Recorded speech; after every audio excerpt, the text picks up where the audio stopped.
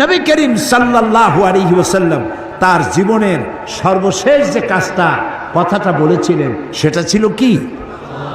নামাজ। ইন্তেকালের 5 দিন আগে প্রচন্ড জ্বর হলো, মাথায় যন্ত্রণা হলো, বারবার বেহুশ হয়ে পড়েন। যে রাত্রে ইন্তেকাল করবেন সেই রাত্রে সাহাবায়ে কেরাম কেউ ঘরে ফেরে নাই, সবাই কাঁদতেছে। সকলের ধারণা নবীজি খুব তাড়াতাড়ি বিদায় হয়ে যাবেন। ঘরের মধ্যে স্ত্রীরা কাঁদেন, জামাই কাঁদে, নাতি নাতনি কাঁদেন। সব থেকে বেশি কাঁদছেন হযরতে মা ফাতিমা রাদিয়াল্লাহু তাআলা আনহা। রাসূলুল্লাহর হুশ এলো, হযরত ফাতেমার কান্না দেখে কাছে ইশারা করে ডাকলেন, কানে কানে কি যেন বললেন। হযরত ফাতেমার কান্না বন্ধ হয়ে গেল। হযরত আয়েশা ফাতেমাকে ডেকে বলেন, মা তোমার আব্বা জান কি তোমারে বলল, কান্না বন্ধ হলো তোমার? হযরত ফাতেমা বলেন, মা আমার আব্বা জান আমাকে কানে কানে বললেন, মা কাঁদিস না, তোর কান্না আমার বরদাস্ত হয় না। আমি তোমাকে সুসংবাদ শোনাই, আমি মরে যাওয়ার পর সবার আগে তোমার সাথে আমার দেখা হয়ে যাবে। হযরত ফাতেমা বুঝতে পেরেছেন এর অর্থ হলো রাসূলের ইন্তেকালের পরে আত্মীয় স্বজনের ভিতরে সর্বপ্রথম ফাতেমার ইন্তেকাল হবে। হয়েছিল তাই। রাসূলুল্লাহ বেহুশ হয়ে পড়লেন, আবার হুশ হলো, আবার বেহুশ হলেন। হজরের পরে হযরতে জিবরাইল এসে বলছেন, আসসালামু আলাইকা ইয়া রাসূলুল্লাহ, হে আল্লাহর রাসূল, আল্লাহ আপনাকে সালাম বলেছেন আর তিনি জানতে চেয়েছেন আপনি কেমন আছেন। তিনি জানেন আপনি কেমন আছেন, তারপরেও তিনি জানতে চেয়েছেন আপনার মুখে আপনি কেমন আছেন। নবীজি বললেন, আমি বড়ই কষ্টের ভিতরে আছি, অসুস্থ আছি।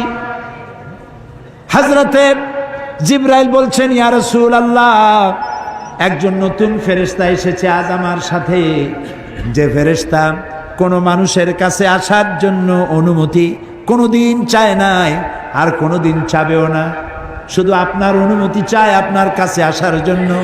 সে ফেরেশতার নাম মালাকুল মউত।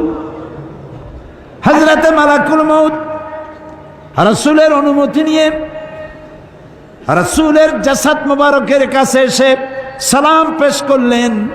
বললেন, ইয়া রাসূলুল্লাহ, আদম আলাইহিস সালাম থেকে নিয়ে শুরু করে এই পর্যন্ত আমি যত মানুষের জান কবজ করেছি আর কিয়ামত পর্যন্ত যত মানুষের জান কবজ করব, কারো কাছে অনুমতি চাই নাই, অনুমতি চাওয়াও আমার লাগবে না। কিন্তু আজকে আসার সময় আল্লাহ রাব্বুল আলামিন আমাকে বলেছেন আমি যেন আপনার অনুমতি চাই। রাসূলুল্লাহ বললেন, মালাকুল মউত, আমি যদি তোমাকে অনুমতি না দেই? হযরতে মালাকুল মউত বলেন, ইয়া রাসূলুল্লাহ, আল্লাহ তাআলা বলেছেন অনুমতি যদি না পাও ফিরে এসো। আল্লাহু আকবার, আল্লাহু আকবার। হযরতে জিবরাইল বলেন, ইয়া রাসূলুল্লাহ, আল্লাহ রাব্বুল আলামিন আপনার সঙ্গে দিদারের ইন্তজার করতেছেন। নবী বললেন, মালাকুল মউত, তুমি তোমার কাজ শুরু করতে পারো। মালাকুল মউত যখন জান কবজ করতে যাবে, রাসূলুল্লাহ বললেন, আয়েশা একটু কাছে আসো। ওই যে সোনা ছিল কয়েক টুকরা, সোনাগুলোর খবর কি? 6 টুকরা, ছোট্ট ছোট্ট 6টা টুকরা সোনা ছিল, সোনাগুলো কই? হযরত আয়েশা বলেন, আমি তার যত্ন করে রেখেছি। নবীজি বলছেন, এক্ষুনি স্বর্ণ টুকরাগুলি সদকা করে দাও। আমি মুহাম্মদ সাল্লাল্লাহু আলাইহি সাল্লাম আল্লাহর দরবারে এই অবস্থায় উপনীত হতে চাই না যে মুহাম্মদের ঘরের ভিতরে সোনা আছে। হযরত ওমর রাদিয়াল্লাহু তাআলা আনহু রাসূলের সঙ্গে দেখা করতে গেছিলেন একদিন। ঘরে মা আয়েশা ছিলেন না। হযরত ওমর সালাম দিয়ে ঘরের মধ্যে ঢুকে দাঁড়ায় দাঁড়ায় কাঁদতেছেন, বাচ্চা শিশুর মতো ডুকরে ডুকরে কাঁদছে। রাসূলুল্লাহ জিজ্ঞেস করছেন, ওমর কান্দো কেন? হযরত ওমর বলছেন, আমি বিশ্বনবীর ঘর দেখতেছি, ছোট্ট একটা ঘর, এক কোনায় একটা সরাহি পানি রাখার পাত্র কাইতে হয়ে পড়ে আছে, একটা গ্লাস কাইতে হয়ে পড়ে আছে,